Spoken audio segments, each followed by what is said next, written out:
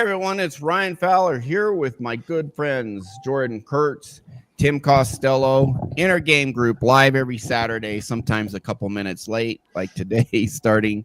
But we are going to go into some really interesting and very powerful nuts and bolts today about neuroscience, about the underpinnings of what we do. There are two of the world's top neuroscientists, one of them an absolute pioneer, Dr. Michael Kilgard, today with world famous Dr. Andrew Huberman at Stanford. And they're going to have a discussion about neuroplasticity, neuroplasticity being the ability to change your brain, rewire your brain. They're going to talk about all sorts of things, but especially they're going to talk about the criteria that must be met to put your brain in a state to rewire it. And so these guys are the scientists who know the science and the theory. We apply it. So today you are going to get us weighing in on how this is applied in the real world and what that looks like. And you're going to hear them talking about the scientific underpinnings that establish that, yes, you can actually quickly, rapidly, massively rewire your brain in one session. I don't know if in the lecture today they say rapid massive learning, but Dr. Huberman, if you go to my Super Neuroplasticity series, he did a lecture where he says, yes, rapid massive learning, rewiring in one step. So, you know, they know you can do that. I don't know if they mentioned that today, but they do talk about what do you got to do to rewire your brain. So we're going to dive in and then show what that looks like in the real world because we apply it. But before we dive in, Jordan, welcome to the show, and Tim, and introduce yourselves, guys. Hello, I'm Jordan. I'm still a little sick. I have a lot of phlegm going down my throat at the moment, but it's been like that for a month. Rip. But I have started doing hypnosis sessions again. So if you're interested, I'm actually taking calls now. I did 2 hypnosis sessions this week already. I've got another one planned for today. Good job. Yeah, I've just been working on getting out content, marketing, sales strategies, and yeah. I can't think of anything else to say. All right. With the phlegm, sometimes you just got to give it a hawk to a. So. I know. Yeah. Hey, that's a famous person, I think, isn't it? she had her moments. She's had her moment. Meme. Well, my name is Tim Costello. Tim Costello Hypnosis, as you can see down there. I do what these guys do, and I do many other things as well. But the key, and I really love this topic because 30 years ago, I never even knew it existed. And now I've learned not only how it works, but how to make it work and how to help people rewire their brains to get, and I hate to use this terminology, but hate to get out of their own way. It is ourselves. You know, we hear it over and over again, the cliche of you're your own worst enemy. It's sort of true. Not from your fault, but from the wiring that you obtained as you were growing up.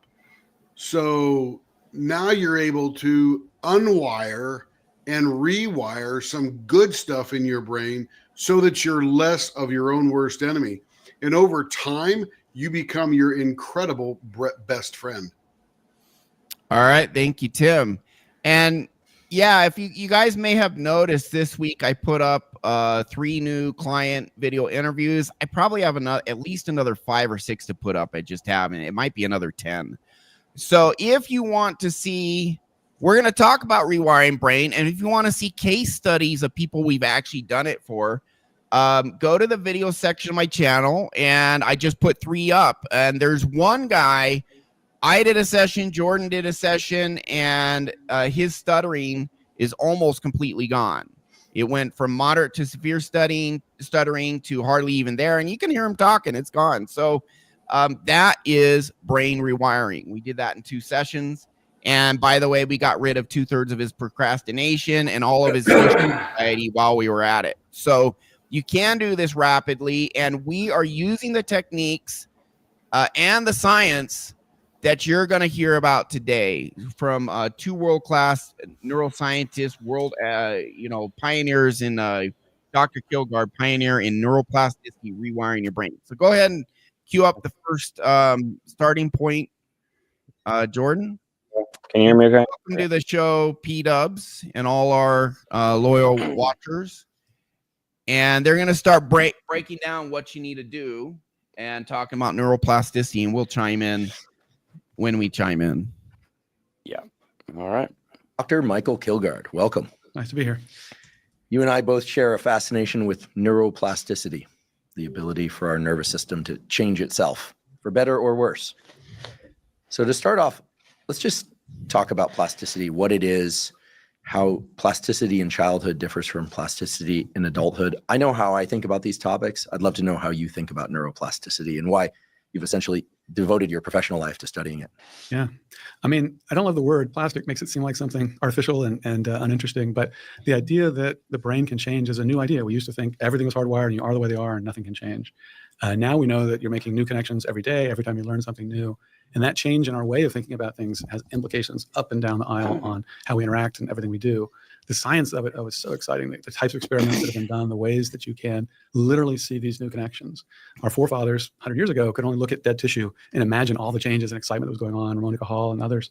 But now we can real time watch these new connections and imagine that there's not hundreds of them, there's not thousands of them, there's not millions of them, there's not billions, but there's trillions of new connections. Every second of your day are trying to decide, should I strengthen this one? Should I weaken this one? Or should I leave them the same? And that idea that your brain is as active as you feel is so different than what we were told. We were told you've got this brain, it's very dangerous, you should wear a helmet, you should not mess with it. And the fact that it's alive and moving, to me is just much more consistent with my experience with my own inner life and interacting with other people. So the fact that the science matches the everyday experience, I think is one of the most enlightening parts of those experiments. So when you think about developmental plasticity, which I have been from birth up to about age 25 is what we always hear. Oh, up until age 25, the brain is ultra plastic. And then after 25, it's much harder to change, but it can be done. You have kids.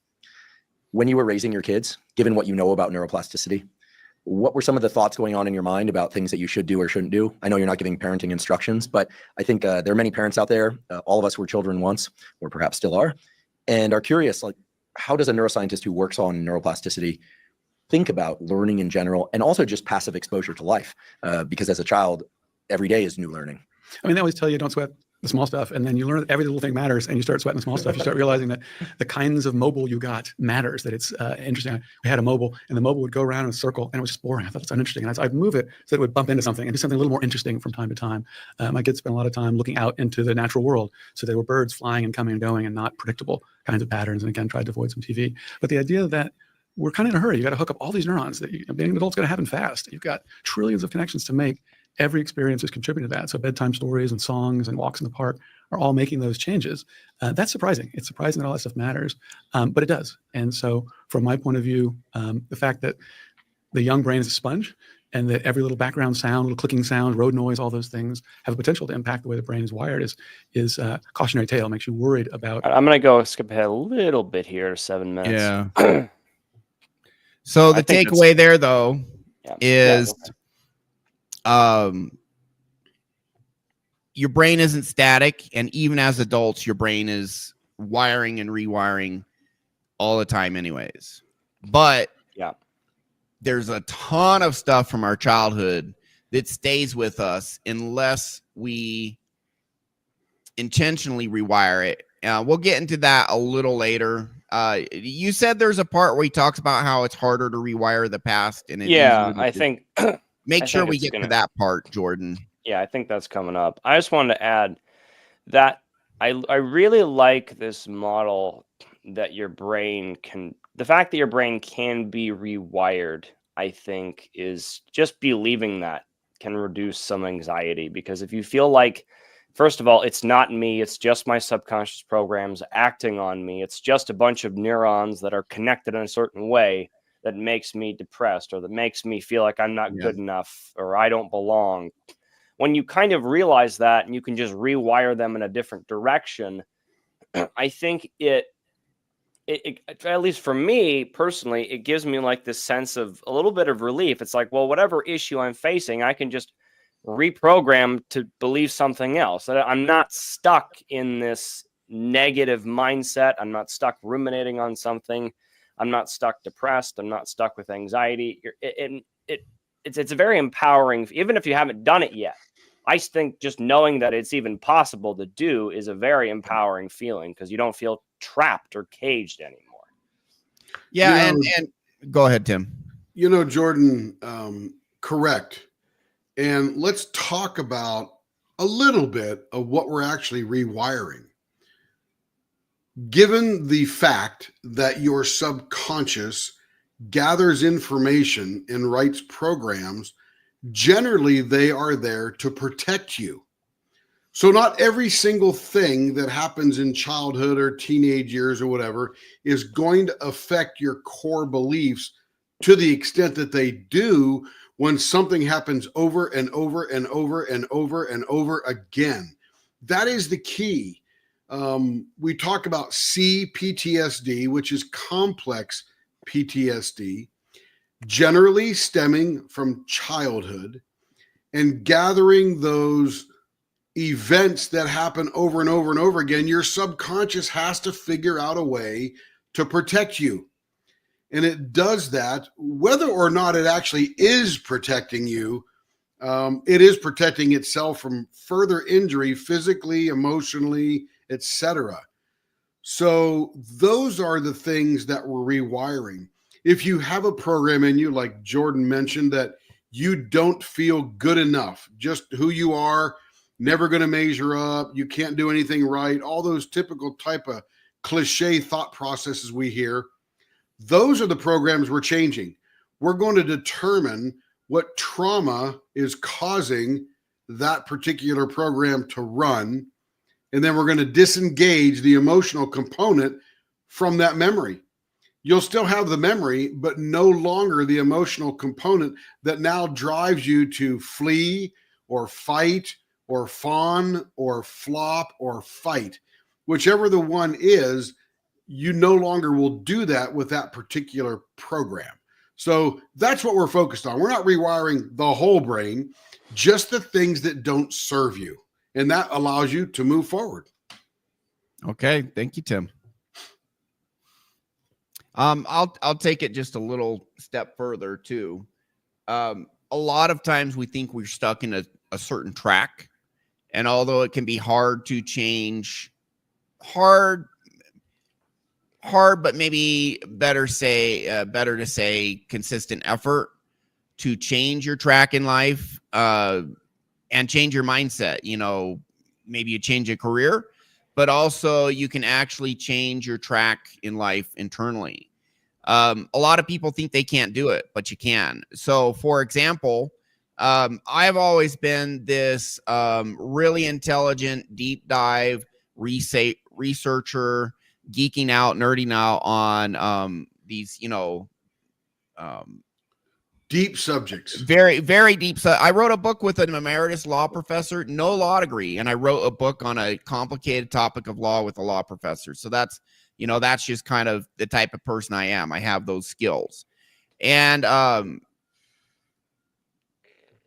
13 years ago, found these methods. 7 years ago, started doing them on the side professionally, now doing it full time.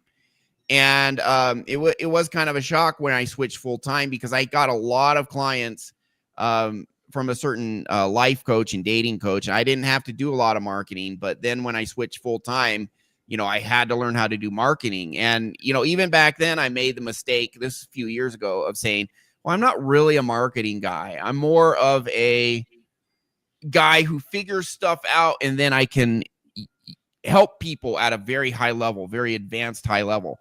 But I'm not really like, the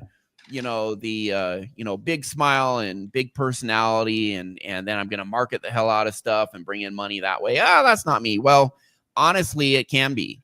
You can learn you can switch stuff up. Like you think, that's just not me. Yeah, it kind of can be most of the time. I won't say all of the time, but I will say most of the time. What we do is we literally rewire people's identity and core beliefs and worldview. and we go in and we literally change it, and then people look at the world differently, feel differently about themselves. So you're not stuck. There are very specific criteria that must be met to really rewire your brain at an accelerated pace, and we're going to go through some of that today. But you're not stuck. You can actually reinvent yourself to a large degree. Not, I won't say completely. Like, there's many things about me I don't want to reinvent. I want to keep my smarts and my research abilities and other skills I have. I'm not going to change those because I want to keep them. But parts about yourself you don't want or you think are weaknesses, a lot of times you can get rid of that mostly or completely, or even turn it into a strength by rewiring your brain. So we'll keep going. All right. Thanks. Having the wrong sounds in the wrong place. But of course, you don't really know exactly what the best sounds are going to be, the best sights, the best friendships, and all the rest. So neuroplasticity is a gift to all of us. And it makes the point that the details matter, but it also makes the point that there's lots of details, lots and lots of experiences. No one formative experience is going to ruin some kid's life. And I think that's a little bit relieving as well. Yeah, there's plasticity in both directions, I suppose. You can wire things in one direction, and if you don't like it, or if your parents don't like it, you can wire it back in another direction. Although, as we both know, there's a little bit of an asymmetry to that. It's kind of easier to get negative experiences wired into the brain, and a little bit harder, or a lot harder, as the case may be, to undo those.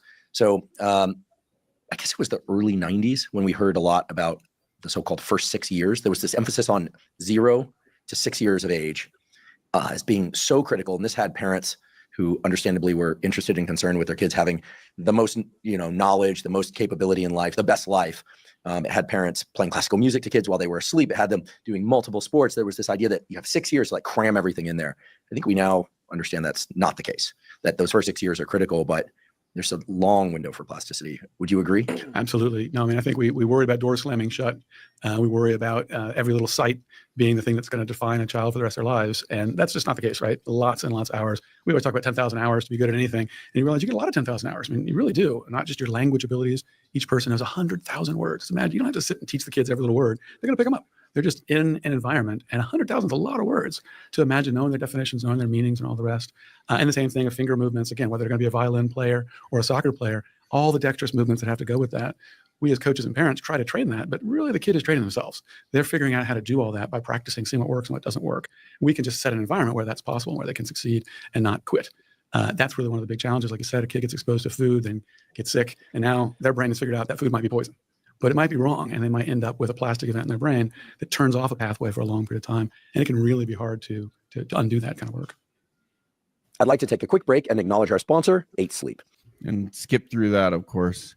And definitely, I know you have some timestamps, but we definitely want to get to the part where they talk about PTSD, trauma rewiring. Dr. Huberman just said there, it can be a lot harder to undo negative beliefs in us, trauma, things like that. But he didn't say it was impossible, because it absolutely is possible. So we're going to return to that after they talk somewhat about PTSD and some of the other negative beliefs from childhood that can be rewired. I was going to add, though, that so he's talking about obviously programs being easier to program in one direction than the other. And of course, that's the thing we specialize in, right? Is making sure that we can go back. And he actually uses some of the same language that we use, like in childhood, like you create that environment to wire that or wire those programs in a certain direction. That's basically what we're doing in hypnosis. We're lowering the brainwave state or frequency, and so that you can actually go in and actually adjust those neurons or programs so that you can sorry, my phlegm's getting to me. Just talk to a baby. But I think I lost my train of thought. That was basically what I want to comment on. I thought it was interesting. So, like, if only Andrew, I mean, we keep saying it all the time, but if only Andrew Huberman knew how we actually what we actually do. He knows most of it. Yeah, I think, Jordan, you're talking about lowering the frequency of the brain waves, and then introducing the things necessary to make that change. And I want to say there's a reason, a very specific reason why the brain in most instances, unless you do some very specific things, makes it a lot harder to get rid of beliefs formed from traumatic negative experiences. And, you know, childhood trauma, childhood abuse, and then you see as an adult that person struggles all their life. Or, you know, why do people have they know they need to do something and yet they have this internal resistance, so they're procrastinating like crazy, for example. And then they're like, why can't I get over this? You know, and unless you know what to do, that can be hard to rewire. For us, it's not hard. Most of the time, it's not hard. I'd say north of 90% of the time, not hard. But we do some very specific things. Why, if you don't do these specific things, is it, as Dr. Huberman put, hard to resolve these negative experiences that seem to be stuck in us, and now it's messing up our life? Well, it's because when negative traumatic things happen, our brain will form certain beliefs it thinks is necessary for our defense and protection. Where, especially, you know, childhood, adolescence, or you're in war and you're in combat and things happen, and your brain will form beliefs based on what happened that says, this is very dangerous, so I now need to go into protective mode. This is why people procrastinate or have anxiety. I need to stay small to stay safe. And unless you do some very specific things, these subconscious beliefs won't let go, because your brain's like, I need this to stay safe. I need this. So when you do something like hypnosis, it actually bypasses what's called the critical factor, and it bypasses some of these defenses. And most of the time, as long as we use proper technique, we don't need to do anything else. We just do our normal technique and the defenses are down with hypnosis. Sometimes in hypnosis, we need to do some extra stuff because the defenses are still there and they're not letting go of certain beliefs. But most of the time, just with hypnosis and proper technique, you don't. And if those defenses are still there and they're not letting go of a belief that keeps them procrastinating or stuttering, it's the case with Diego, the video interview I just posted, or any number of things where people are trying to avoid pain, or their subconscious is trying to get them to avoid pain, you know, but you can get through that. And with specific techniques, and they're going to mention the science to and the criteria, at least a lot of the criteria they're going to mention today that must be met in order to undo PTSD and some of this other psychological trauma that then causes people to behave and feel certain things that really holds them back in life. Excellent. Right. So we'll keep going. That's good.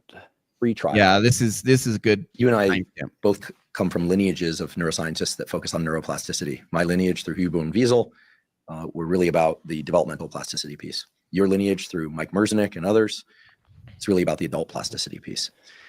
So I'm hoping that as we move forward, you'll be willing to do a little bit of an experiment with me. As you were talking just now, what I realized is my real wish, not just for this conversation, but in life, is to come up with some real understanding of what the requirements for plasticity are, in a way that, regardless of how the world changes, AI, social media, love scuba diving, snorkeling, et cetera, regardless of the inputs, that we can make the best informed choices. Understanding, of course, that not all of life is about rewiring ourselves. Some of life is about enjoying ourselves. So if I may, I'm going to just put up a couple of things on the non-existent whiteboard here to frame in people's minds. I think we understand, just by observation for thousands of years, but also now from science, that from the time we're born until about 25, there's a lot of passive experience that helps reorganize the brain. Negative experiences get kind of stamped down. They can be undone through work like talk therapy and maybe some neural augmentation that we'll talk about later for PTSD. This is also true in adulthood. But that it's clear that there are at least two things that are required for plasticity at all stages of life. One is some degree of focus, right? It just can't be stuff in the room. Can't be classical music playing in the room. You're not going to build a Mozart or even somebody that can play even a fraction of an instrument But if a kid learns an instrument, they can do it. If an adult really focuses and tries to learn an instrument, they can do it. It's just slower in adulthood in most cases.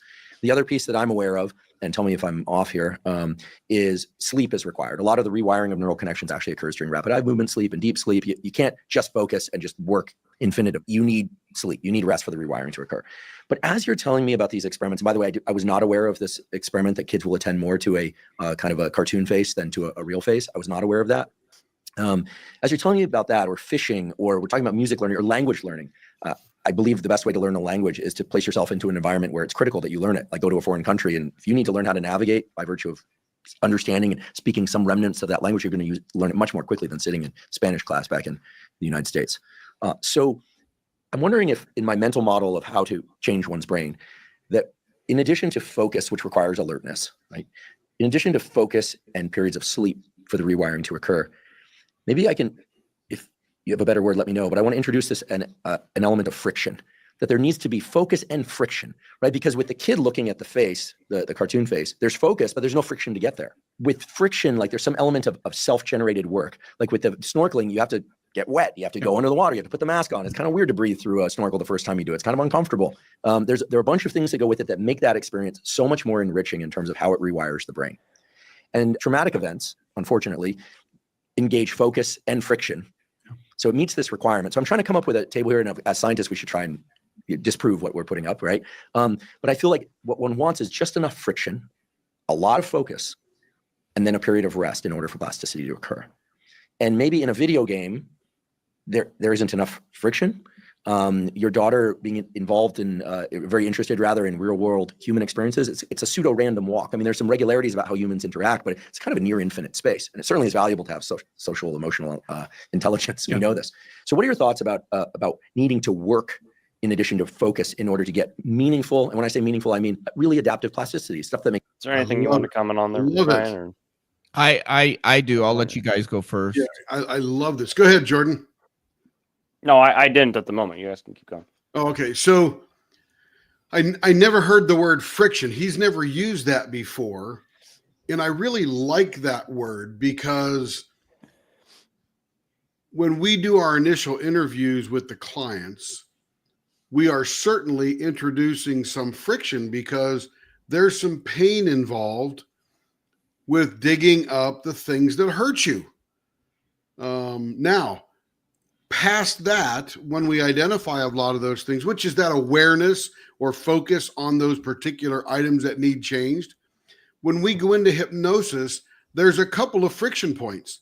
One is during Gestalt, when you are having a conversation and you're playing both parts with somebody that you have some anger, resentment, or rage with or against, including yourself. So there's a lot of friction there that we work through, and then we relieve all of that. And then we go on to the part where we're actually going to clear the trauma. We are now going to re-elevate the things that we've discovered outside of hypnosis that trigger you. And we're going to do that in hypnosis, and it's painful. Physically, sometimes emotionally. You'll probably cry, moan. I've had all the different things happen in my sessions with clients.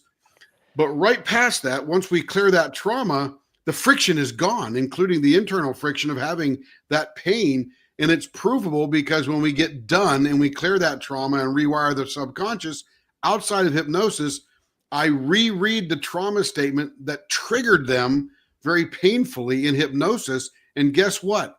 There's zero reaction. They're like, that's not me anymore. Yeah, I don't know what that is. Oh, I'm not sure why I even reacted to that before. So yeah, Ryan, your times that's happened with clients. Yeah, Hundreds. Ryan, your thoughts. Yeah, so friction, very, very good insight by Dr. Huberman. And what we do is we actually use these components. The greater the discomfort or emotional pain, when we actually get people reconnected to these painful emotions just for a moment, a few minutes or less. And we use that as an aid, as a really, really powerful aid to enhance neuroplasticity, to take it from here to like through the roof, to literally rewire people and get that trauma. It's like a judo move. Yep. And what Dr. Huberman said is, unfortunately, during trauma, there's a ton of friction that then will like stamp a very powerful belief into your brain, and it'll get just lodged down there and can stay with you to the day you die if you have some really bad trauma, because of all the friction, as he puts it, or discomfort or pain or whatever that's associated with that experience, that then makes your brain form a certain belief. And it makes this subconscious belief like just really powerful, can rule your entire life with a really big trauma. Well, you can actually reconnect a client just for, again, a minute or two to that traumatic, painful feeling. You bring it, it's there. It's always been there. Once it's there, it's there. You may not always be connected to it or feel it, but it's there messing up your life. We reconnect it to you again, and that intense emotionality actually puts your brain in this, I call it super neuroplasticity. I've been talking with ChatGPT. ChatGPT wants me to call it Reset 5, whatever. But it puts you in this really heightened, accelerated state. And combined with focus, hypnosis is a state of heightened focus inward. So they mention alertness. Emotionality actually increases your alertness. It's epinephrine and norepinephrine release. So feeling negative emotions will heighten these neurochemicals, epinephrine, norepinephrine, which epinephrine is adrenaline in the rest of your body. Norepinephrine is like adrenaline, but without the racing heart, but it increases alertness. Anyway, so you heard he mentioned alertness. That's that. He's mentioning friction.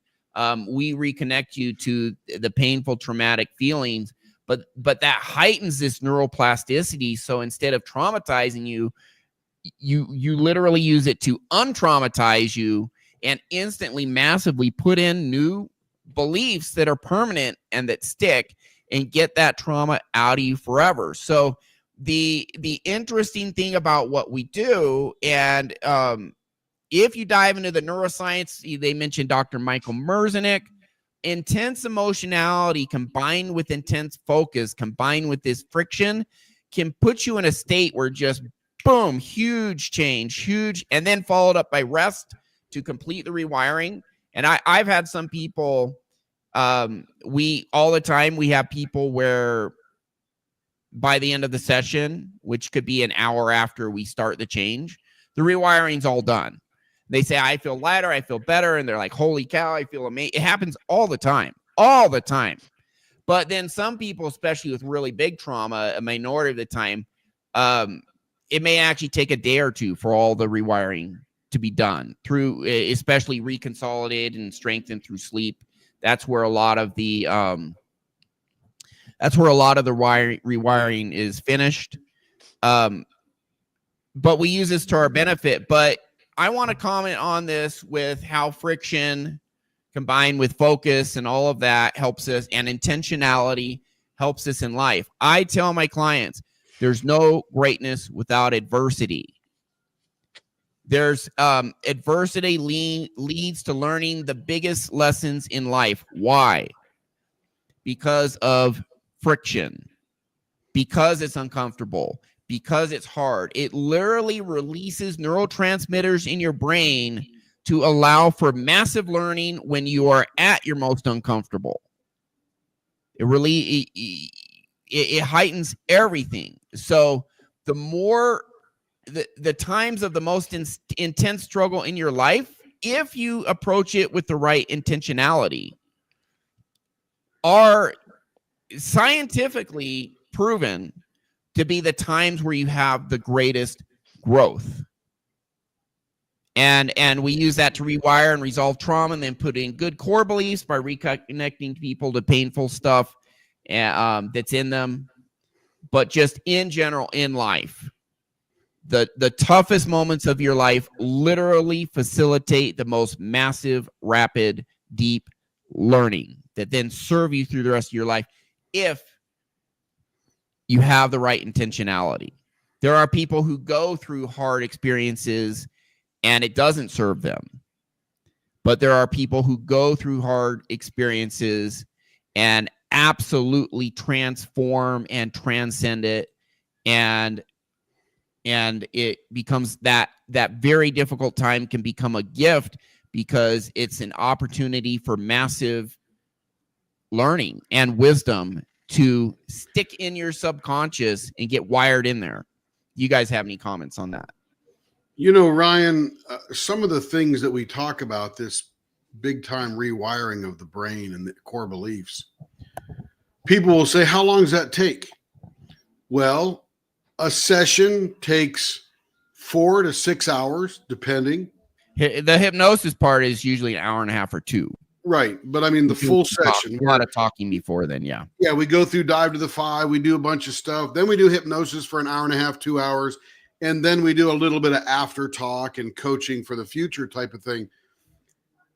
3, in fact, I've never had more than 3 sessions with anybody, but 3 to 4 max for some of the hardest cases. Not the worst, but the hardest cases. So you're talking a dedication of time of probably 20 hours of your life that unwinds a bunch of things that don't serve you and literally set you up for the rest of your life. And I don't care how old you are. If you do this when you're 25, more power to you. If you do it when you're 65, then the rest of your 20 or 25 or 30 years are going to be so much more fun. In fact, you may actually live longer because you have less stress in your life. Your body wears down not as quick, depending on how worn down and hard he is. But the quality of life increases immediately and continues on. Yeah, and we have about 30 video case studies in the video section of this channel, RyanFowlerSOS, where clients share this stories, how they massively up-leveled. And I'm about to upload it, probably another 6, maybe even 10 more. I have to look and see how many I have. Between you, me, and Jordan, we probably helped 1,000 people. Yep. And so when people, where I won't say everyone has massive change. Some people come to me and they just kind of have moderate problems, but the moderate problems, they've had them for a while, and they're like, man, I am sick of this. I can get stuff done, but it is hard, and I do procrastinate sometimes, and I really want to get more done. And so yeah, help me out. And then they have a moderate change, but it's a moderate because we're only fixing a moderate issue, but it's a moderate permanent change. They're really happy. And then there's people with very severe issues and problems, and then they have a massive change. And there are some people that are harder to help than others, and there's probably 5 to 7% we just can't help, at least not in that first session.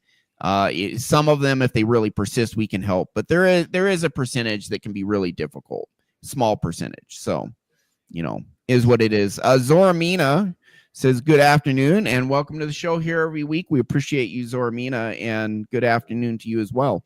Anything to add, guys, before we move on? Friction's super important. Yeah. That's the takeaway. No greatness without adversity. Yes. Right. Actually, is there anything at this timestamp, Ryan, you want to cover, or should I skip ahead? Let's go to the one where they start getting more into PTSD, and there's one on psychedelics. I'll let you use your discretion. Whichever one's next chronologically of those two. That's 134. Yeah, there you go. See, it was either 134 or 143. I forget. But the part we have control over are these synapses. The brain, as you know, is mostly not going to get very many new neurons. You get some new neurons, but not very many. Most of your neurons you got now, you're going to die with. Hey, hold on. Is that 1.5? Just like all the cells in your face are turning over every few weeks. What's that? What's the playback on that? I think 1.25. Is it too fast? Yeah, put it to normal. He talks kind of fast anyways. There you go. Sure. Those spines are turning over and changing and reprocessing your memories.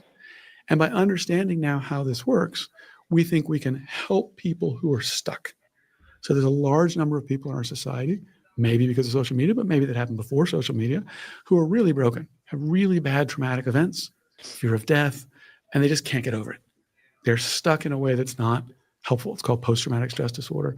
And we're now switching this from the exciting knowledge, learning in the lab how fruit flies and worms and sea slugs work, and finding out there's a lot of similarity to how the mouse works, and a lot of similarity to how the monkey works, and a lot of similarity to how we work.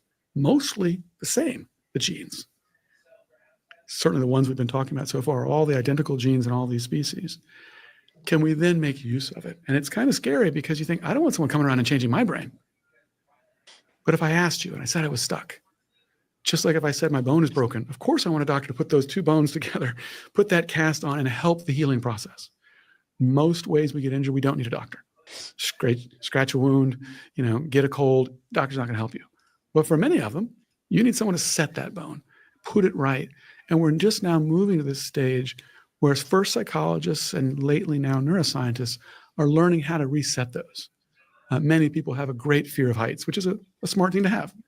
You don't want to fall off a cliff. It's super bad. You could die. But for some people, they can't work at a building they need to work at because their fear is so great. My psychologist friends who've been mastering this arcane art of cognitive behavioral therapy now claim 100% cure rate for severe fear of heights. People really, it's debilitating, not just afraid of a height. Everyone's afraid of a height. You should be. It's a smart thing. That's adaptive. But for maladaptive, which is produced by some bad experiences typically, they think, that's not my field, after decades of research doing it slightly differently, they can make it worse, which you don't want to do, but they now found a path to rewire the brain and restore people. People can now go on an airplane safely if you go get the therapy. It costs some money, you got to work with a therapist, but you can change your brain back. And if you don't do it right, you'll have that fear for the rest of your life. That'll be part of your personality. Now you can make that change. I really want to talk about for people this. with post-traumatic stress disorder, a similar therapy. Pause, if you could. Cognitive process. Yeah, go for it. All right, thanks. Okay, so we're in this field too. There is a subset of CBT called it's called CT-PTSD, cognitive therapy for post-traumatic stress disorder. I probably spent 10 hours with Grok, Super Grok, ChatGPT, easily, maybe 20, diving into the neuroscience that is just barely starting to be adopted. We're talking single-digit percentages, maybe 1 to 3% of mainstream practitioners starting to use the stuff we've actually been using for years, that neuroscience is known about since the 1990s, early 2000s, which is there is a protocol you can use backed by neuroscience to fix this stuff. And again, they claim 100%. I'm skeptical of that, but in the mid to high 90%, yeah, sure. And hey, maybe they're a little better than we are, but we're really, really, really good. So hey, I'm willing to learn from them. But when I did my research on Grok and ChatGPT, there's the scientifically backed methodologies, and hypnosis, by the way, is scientifically backed. There's 4 that use a certain neuroscience backed protocol to rewire your brain and get out trauma. They all follow a 5-step process. All the 4 therapies it's called cognitive hypnotherapy. That's pretty much what we do. We do a lot of cognitive stuff before we go into the session. So there's what's called CHT, there's EMDR, eye motion, desensitization, and reprocessing. That's been around longer. Also, we don't do the hand movements that people track with their eyes. Instead, we do a hypnotic suggestion. But I did a session for a very high level EMDR practitioner. He got a master's degree in psychology, and then he took another year of training just on EMDR. And he said, Ryan, what you do is almost exactly the same what we do. He said, you don't do the hand signals, you do hypnotic induction. After that, it's very similar. And CT-PTSD, I've looked at, that's what they're talking about here, by the way. They're talking about cognitive behavioral therapists fixing CPTSD. It is quite different from normal CBT, where you're sitting on the couch talking to the therapist. It's actually quite a bit different because they're following a very specific protocol. But all of these methodologies that are emerging right now to fix stuff that people would otherwise struggle the rest of their life with. And by the way, CT-PTSD does take longer. we do like 5-hour sessions, sometimes even longer. So we just want to fix it all at once. They space it out, and so it takes you 3 months or whatever. But still very effective. And the 5 steps all of these guys are following, whether it's us, EMDR, CTPSD, PTSD, what they're talking about there. There's also something called imaging rescripting. They all follow the 5 criteria. The criteria is, first, you need to know what is in your subconscious that needs to change. Second, you need alertness, which is tied to epinephrine, norepinephrine release, which is triggered by intense emotionality. And that is the friction connecting to the painful, traumatic feelings in you. Combined with focus on that. Where do you feel it in your body? What does it feel like? What is the belief tied to that? Focus. Hypnosis is a state of intense, of internal focus. And then you actually, there's techniques to then intervene and say, okay, this old belief is wrong. Here's a new belief that doesn't serve you. That's not right. And you do the actual rewiring with these techniques, and then you get deep rest or deep sleep after. That's a 5-step process. All of these new emerging technologies, the one he's talking about right now, use the 5-step process, and it was neuroscientists like Michael Merzenich and Dr. Kilgard right here who found out this 5-step process. Dr. Huberman, one of his very first podcasts called How to Use Focus to Change Your Brain. It's like number 7 of his earliest podcasts.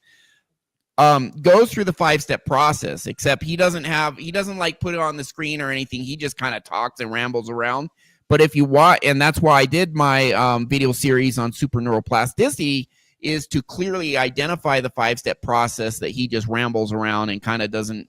He says it, but he says a bunch of other stuff. So I distill it down if you want to watch my super neuroplasticity video. But if you use these 5 steps, you can fix huge trauma, just like they're talking about now. And they've already mentioned a lot of these: the alertness, the friction, the focus, the rest. They already mentioned a lot of them, but it is a very concrete 5 requirements that must be met. And if you do, then you get results like what all our video client case studies are getting. You get those results. Massive rapid rewiring. I've had people 10x their income. I did it for myself.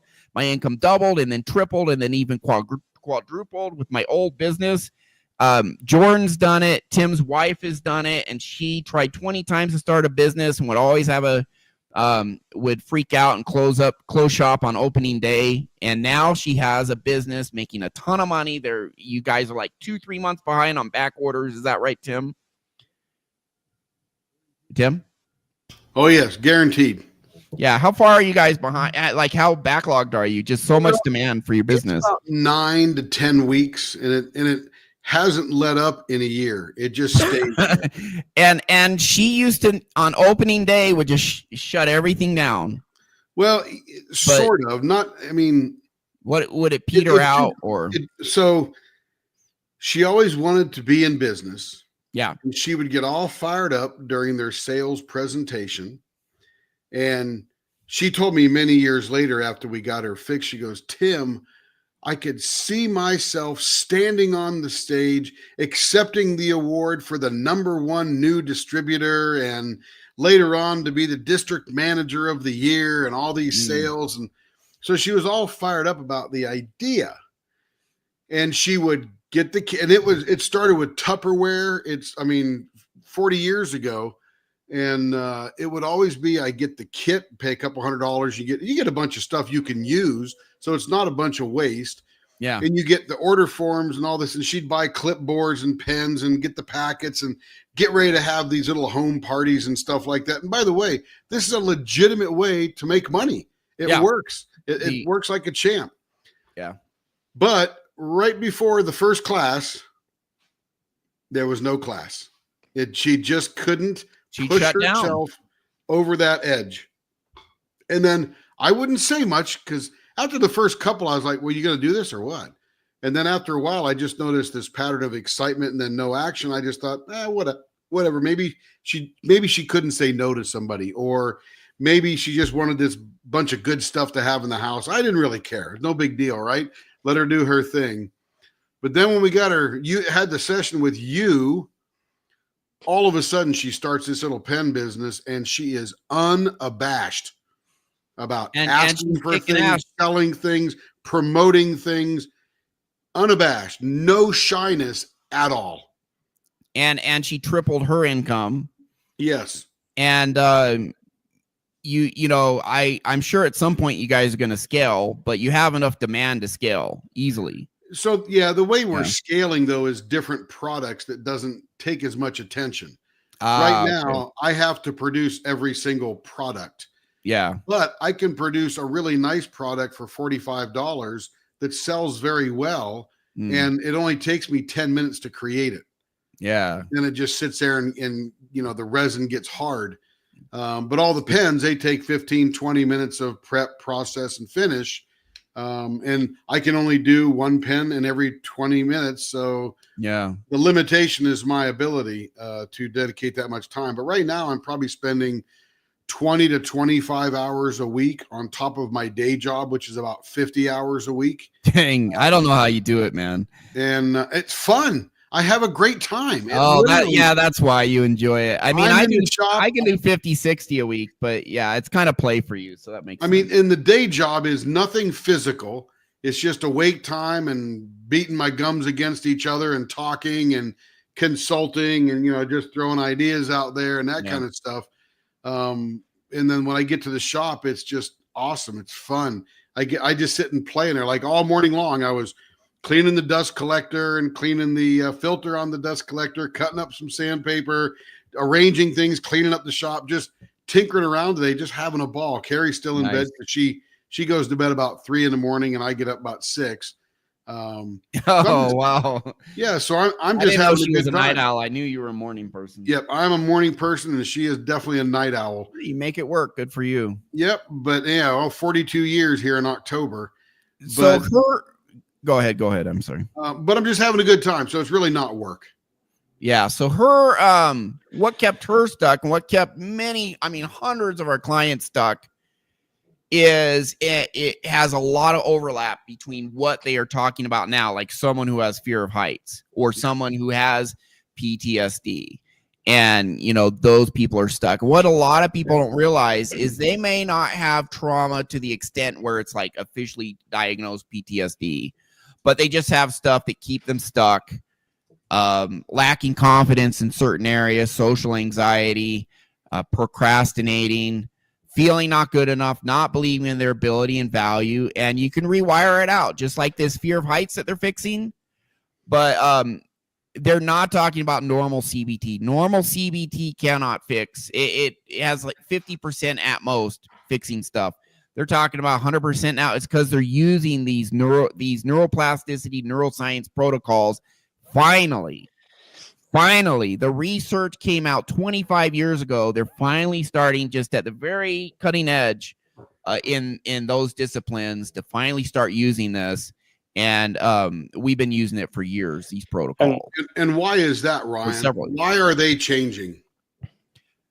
Why are they adapting new techniques? Because I'll tell you I want to know what your take is. Well, number one, hypnosis services are projected to grow by 30% each year for the next 10 years. A lot of science came out showing that SSRIs like, Prozac and Paxil, Wellbutrin, that they really don't work. Long-term, they don't. And short-term, for some people, they do work. But a lot of the prior science that Big Pharma has used has been debunked, has actually been debunked by the mainstream community now. There's a chemical, there's a serotonin imbalance in your brain. That's why you have depression. It was never proven. It was a hypothesis. There was never any evidence it was true. The guy who came out with the hypothesis retracted it, but it was a basis for a multi-billion-dollar antidepressant and to some extent also anti-anxiety industry. And it was all bullshit. And it's been proven as bullshit now. The new stuff is finally getting adopted because the old gig is up. Because thank goodness for the internet big pharma is progressively being more and more. They do a lot of stuff that really helps people. A lot of their drugs do, but a lot of their drugs are bullshit. A lot of them are, and science now is actually saying, "Oh yeah, that was bullshit," and they have suppressed a lot of stuff for many decades, such as back in the 1950s and 60s. Maybe it's just the 60s. I think it was the 50s too. Scientists were studying psilocybin. They were studying LSD and other psychedelics. And they're finding out, oh my goodness, this stuff works incredibly well for depression, anxiety, for PTSD, for all this other stuff. Wow, this is really great. But it was a freaking plant that they can't patent. So what happens? It gets banned worldwide. That was the influence of big pharma. These evil mother effers. Just evil. Tell us how you really feel. The universities were finding out, wow, this stuff is amazing. And what do they? And marijuana, anti-inflammation properties, pain management. There's all sorts of medical uses for marijuana. They now have medical marijuana. It's been legalized. Why? Because thank goodness now there's so much misinformation and toxic stuff on the internet, but it also has facilitated the exchange of ideas. And because of the internet, I believe the truth is gradually and progressively come out more and more. And sure. And the big corporate industries that fund the science, control the science, have been progressively been exposed that their preferred method is, we want to give you a pill that you're on the rest of your life, so you are an annuity to us. Yep. And that's the case with practitioners as well. But the gig is up and the truth is finally coming out. And so we're finally getting to stuff that actually works at the highest level that they've known about for a long freaking time. You know, what's interesting is that so that's my take. You think I'm right? the prescriptions they offer, and by the way, we're not telling anybody to stop taking medications. We're not making any medical advice. And they got you on a medication, there's probably a decent reason why. But it doesn't change anything. All it does is help you mitigate the circumstances around the reason you're taking that particular medication. Even the psychiatric industry has admitted at their own conferences that they don't really help anybody except to help them mitigate the circumstances of their anxiety or depression or something like that. And people do say, when I'm on my meds, I feel better. And when I'm off my meds, I come off the rails. So there's a real reason. Our method is the worst business model ever, because after 3 or maybe on the outside 4 sessions with us, you're done. Well, there's a small portion of people that might do 5, 6, 7, but it's like 5% of them. That's why I said for most of the people. Yeah, that's true. Right. Yeah. But even at 6 sessions, if I only got 6 sessions out of somebody and they're free and they're moving and they're screaming, they don't come back to me for more, except maybe in a few years when they notice a little something and need a little bit of help. But generally, we have the worst business model ever, because we literally help our clients fix themselves and then turn themselves loose and free, and they're running and having less problems and hopefully making much better decisions. They're not. Yeah, I'd say 1 to 3 sessions is 90%. Correct. Have all their notable issues fixed in 1 to 3 sessions. 90% of people. Yeah. Right. I agree. Yeah. So anyway, and you're correct about, follow the money, patent the plant. Yeah, there's other stuff that's kept the science from the latest stuff from being adopted. You have to set up programs to train people. And there's actually a disconnect between the psychology and psychiatry community. There's a disconnect between that and neuroscience. Like when I started studying neuroscience, I was like, wow, they're using all this weird terminology. They use different terminology to talk about the same things that's in the realm of psychology. Although then they talk about brain chemistry and a lot of stuff that's not as discussed in psychology. And so they talk about what's called a predictive error mismatch. We don't use that. Psychologists don't use that phrase. So there's a disconnect there. The insurance industries would love us, by the way, because we would in the long term. What's that?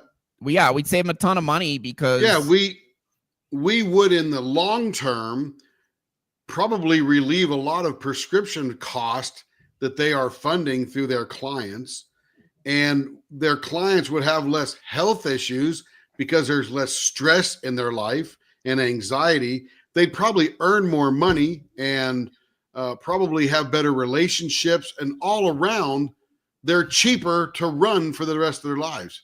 Well, if you want to know how messed up the insurance industry is too and corrupt, it's actually against the law. So someone has health insurance and they come in and they're like, I need to pay for this prescription. And then the pharmacist will say, okay, I looked up your plan. Here's your copay. And it's actually against the law for the pharmacist to say, but if you pay out of pocket, it's actually cheaper than your copay. Correct. It's against the law. It's a crime if they do that. Yep. And so a lot of times people's copay is actually higher than if they just would have bought it themselves. Correct. Why? And why is that against the law? Why is it against the law for the pharmacist to say, hey, it's cheaper just to pay out of pocket and not even involve your insurance? Why? Well, because the insurance companies get a kickback on that copay and make money off of you buying the prescription at the higher price through them. And so it's literally against the law in most, if not all states, for a pharmacist to say, pay it out of pocket and it's cheaper than paying your copay. It's sick. These sick bastards. They really are.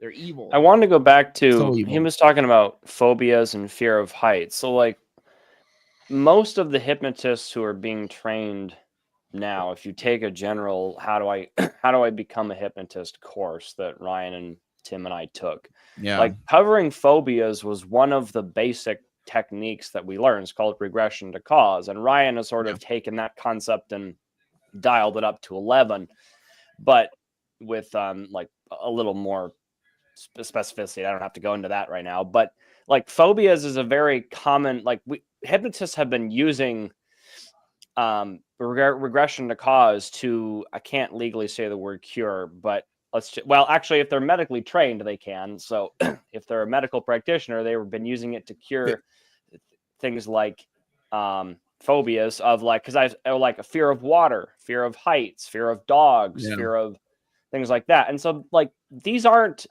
I kind of take a little issue with Michael Kilgard here saying like, oh, this is like new information. It's like, well, it's like, no, were you just not aware of what they've been doing for like 40 years? Hypnotists have been doing for like 40 years. Psychedelics is a new treatment. It's like psilocybin's been around for hundreds of thousands of years. You guys are just finally seeing it's finally just getting mainstream medical acceptance, although it's still not legalized yet in most states. I think psilocybin's legal in 2. And then they're like, oh, we're doing these clinical trials and we're finding 2/3 of people resistant to conventional depression techniques who are severely depressed. They do 2 psilocybin trips and 2/3 of them get better and fixes them. That's what the science is showing now. Well, that's just because they took freaking forever because of their corruption to finally do a trial and figure that out. These morons.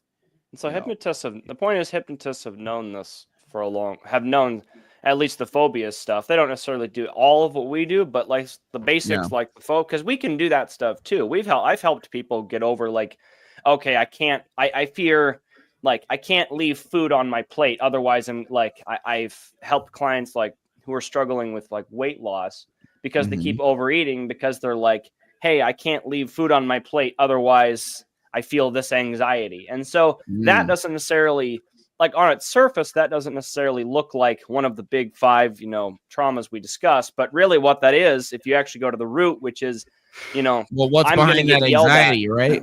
Right. I'm going to get yelled at. I'm not safe, or I'm going to get yelled at by my parent if I don't finish my food. When literally, when they're a kid, their parents like finish your plate or blah or no dessert, or they'll yell at them, scare them, and then now they're an adult and they have to finish their food and they overeat. Like that stuff happens all the time. We see stuff like that all the time. And not only that, they told me that they had been in therapy for 6 years trying to address that issue, and we did it in 2 hours. I've had people in therapy 10 years, and I do one session, and they're like, I quit my therapy, and my therapist asks why, and he says, I don't even have anything to discuss with you anymore. It's gone. You know. So, but by the way, we're not medical practitioners. Yeah. People come to us. Here's what we do. We use super neuroplasticity or this 5-step process that I outlined earlier. Would you like to play? Normal hypnotists use 4 of the 5 steps. You got to add the 5th one. They're kind of like 4 1/4, 4 1/2.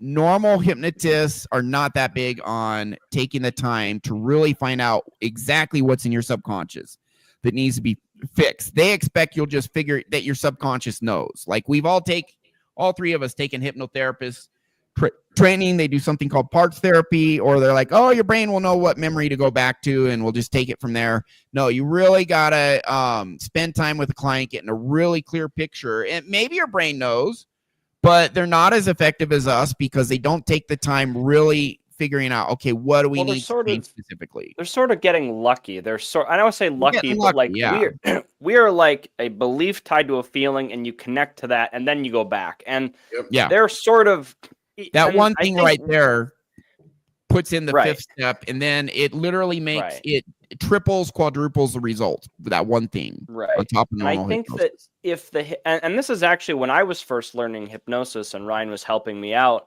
I didn't understand that concept that connecting before you even going to the session is really important, because before I was sort of just winging it, for lack of a better term. Like, yeah, because that's what you were taught in your training. You're right. And you know what? Sometimes it works. It's not completely wrong. It's just you don't actually understand the mechanism behind why regression to cause works the way it does. Yep. And then once you understand why it does, we have a near 100. I shouldn't use percentages. I guess it's very high. We're way over 90% with helping people. We're like 95, 92. I would somewhere around there. Very high percentage of getting people to go back to the first thing and actually going back to that memory, because we understand how that actually happens.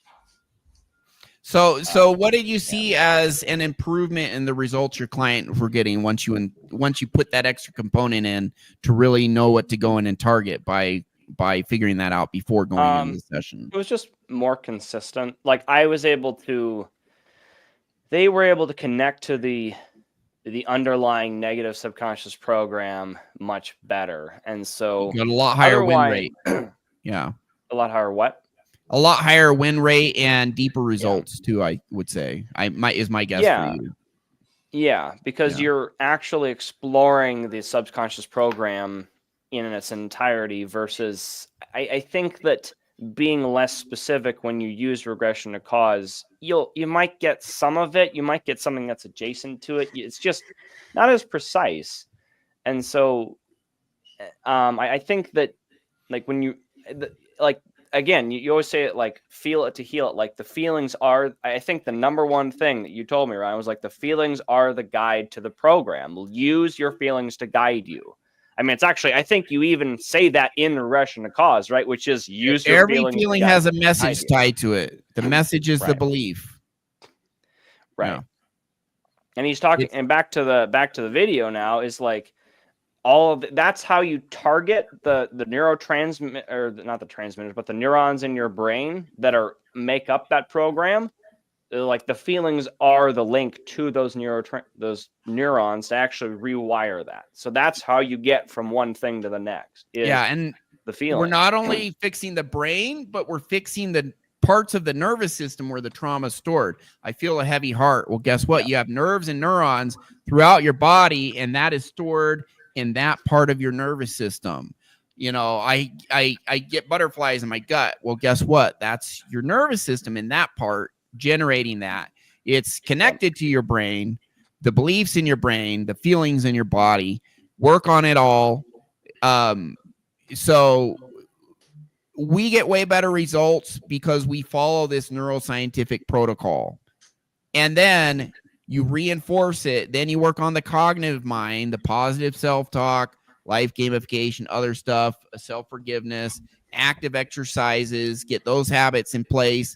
and then self-hypnosis, all of that. Take a holistic approach and you just get massive results, which is what we get all day, every day.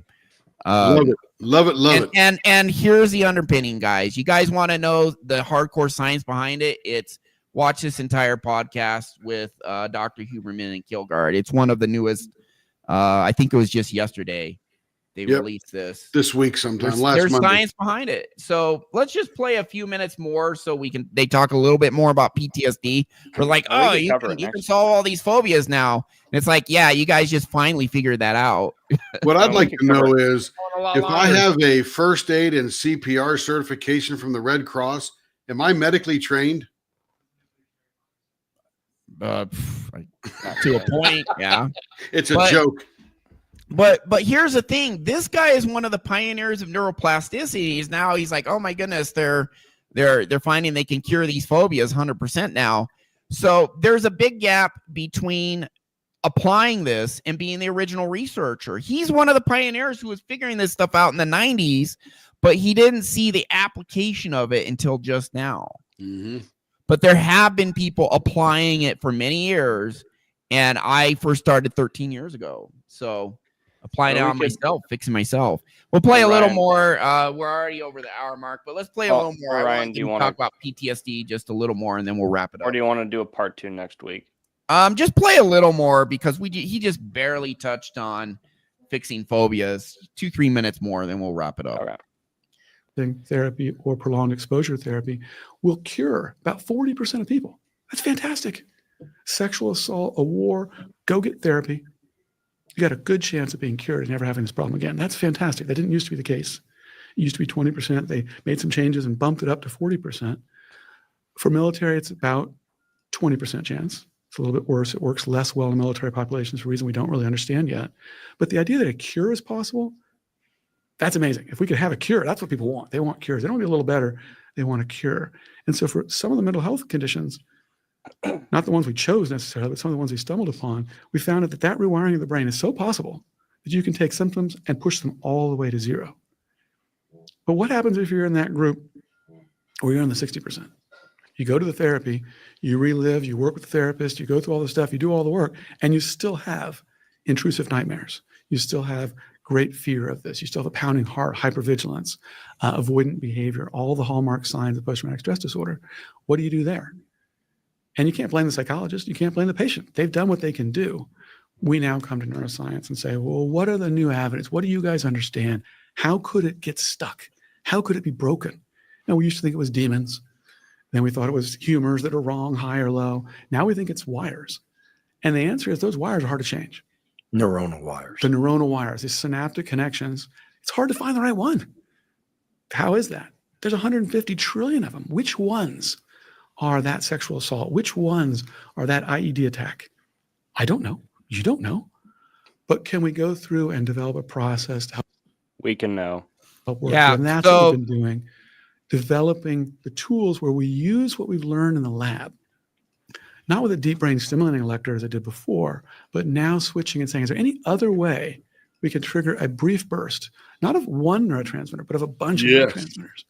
And one way we came upon is this way of using an electrode placed on the vagus nerve to trick the brain into thinking you're having a heart attack. We only activate a few cells. It's a very tiny current. But normally your brain receives a signal saying, my heart beat, my heart beat, my heart beat, my heart beat, my lungs expanded, my lungs expanded, my lungs expanded. And we say, oh, they didn't do that. Turns out that sends a powerful subconscious, you're not aware of it when it happens, but a very transient brief arousal signal. If you got sleep apnea, it'll wake you up. If you're not breathing, someone says, hey, wait, you're not breathing. We should wake you up. You can wait for the hypoxia to set in, or you can do it quicker. This is a much faster signal. And when we trigger a brief burst, just half a second long, that makes 3 out of 4 of those neurotransmitters active. Which ones? Norepinephrine, acetylcholine, and serotonin are all released. Interestingly, dopamine is not even activated. Rats don't like it or avoid it. Humans don't like it or avoid it. It just doesn't matter. We'll stop there. Because it's all subconscious. Yeah. So we'll dive into that more next week. They're talking about the vagus nerve, which is basically the main nerve that connects your brain to your body, and they're talking about stimulating that. But what I want to do next week, guys, is we'll play the rest of this. But I want to show my research with Grok and ChatGPT, where they talk about the 5-step. And ChatGPT and Grok, all they're doing, Super Grok, is they're just digging through all the neuroscientific research and finding the data. And I kind of guide them, and they say, okay, we found this, and yep, here's the process. I want to show that next week because it's science backed. And there are not just hypnosis, but there's very niche practices. The most well-known one is EMDR, which is becoming less niche. It could be refined further, but for PTSD, it's really great. And there is this 5-step process for rewiring the brain. So it builds on top of what he's talking about now. The big issue is neuroscientists know a lot, psychologists know a lot, and they haven't put the two bodies fully together of knowledge. And these bodies of knowledge, neuroscience and psychology, are just barely beginning to be integrated now. And they're finding out stuff we've already been doing for a long time, for several, like I said, 13 years ago. And I was taught it by a lady who I then refined her process, and it healed me, but didn't heal everything. And so I refined the process and healed the rest of me with it. So it's very, very, very interesting stuff. The science is finally catching up. They're finally talking to each other and saying, oh, I got peanut butter. Oh, I got chocolate. Psychologist has chocolate. Neuroscience has peanut butter. They're finally putting them together and starting to figure this out, that you can do these big changes. So I want to show, what AI diving into this and putting it together has come up with, the 5-step process. Again, Dr. Huberman does a talk about it and just really show some really, really, really powerful science that is just massively helping people. So we'll continue this next week with these guys and with the AI sourced research, and it'll be awesome. So that's our show for today. You guys have any final thoughts? We could talk for hours, but not now. Yeah, we could. Yeah, I'm good. All right. Thank you, Zoramina and P-Dubs and everyone else. Thanks for tuning in. We do have power to change ourselves. You do not need to stay stuck. I always thought I was like, this, real genius researcher and finding out all this complicated stuff and applying it, but I'm not a marketer. Yeah, no, not true for me either. You can change the course of your life. You can learn and grow. You can fix bad past trauma. We didn't have the key of knowledge before. Guess what? We do now. Science, everything's advancing. So don't stay stuck in the past. It's optional. You don't need to stay stuck in the past. You really can overcome and up-level your life, because the truth is you really do have more power than you know. That's our show. Thanks for watching.